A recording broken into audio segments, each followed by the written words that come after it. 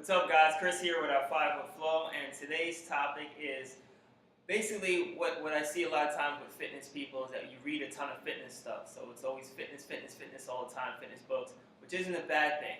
But at a certain point, you have to realize that fitness is not just the physical part of it.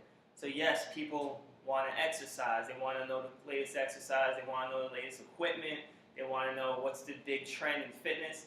All that stuff is great, but at the end of the day, people can get that stuff online. They can Google it, they can YouTube it, like this stuff. But the important thing for a lot of fitness professionals, I notice, is that they'll overload on information on the same subjects. So it's like, okay, how much more do you need to know about fascia?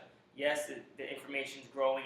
You should continue to learn about it, but how much more do you need to know about how to squat? How much do you need to know about how to bench? Like, if you studied enough of that stuff and you know biomechanics and you know insertions and origins and you know muscle actions and you know spindles and you know sliding filament theory and you know all this stuff, at what point do you stop studying that and start studying what your clients really need, which is trying to change their mindset?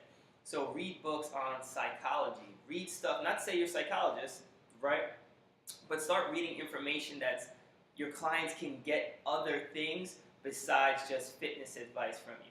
And the reason I say that is because what tends to happen is clients come in and sometimes they just want to talk about stuff. And anybody who's been in the industry long enough knows that people just want to talk about their problems, whether it be at home, whether it be problems at work, whether it be issues with the kids. And not to say you're a psychologist and you're going to fix all their issues. That's not the point. But if you have some insight, maybe you read something on, hey, I know this about children because I read a book called Generation IY, which talks about teens and this about teens.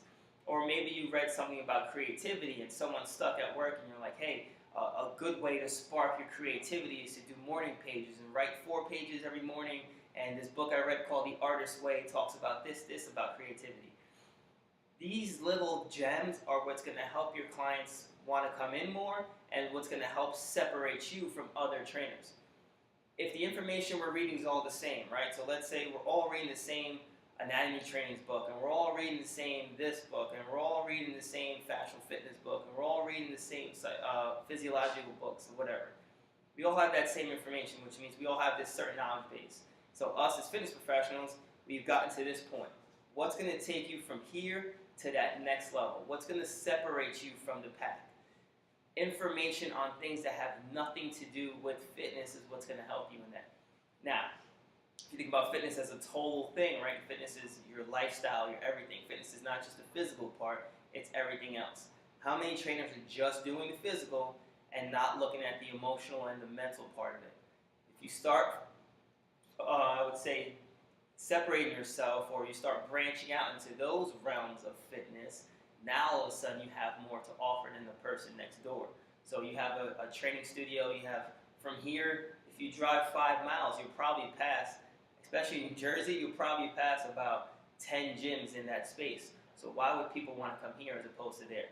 A, our system, but B, when you interact with your clientele, here's the information you have. Here's how you go above and beyond everyone else in the industry. So as far as your education is concerned, yes, you better have that base knowledge, and that's one of the things, a huge issue, but you better have that base knowledge. But once you have that base knowledge, feeding that same thing over and over again is not going to help you. You have to continue to learn, continue to grow, continue to learn different things in different industries, and that's why I talk about mental mobility, is the ability to connect the dots between seemingly unrelated fields. So I learned this from mental toughness or sports psychology. I learned this from creativity research.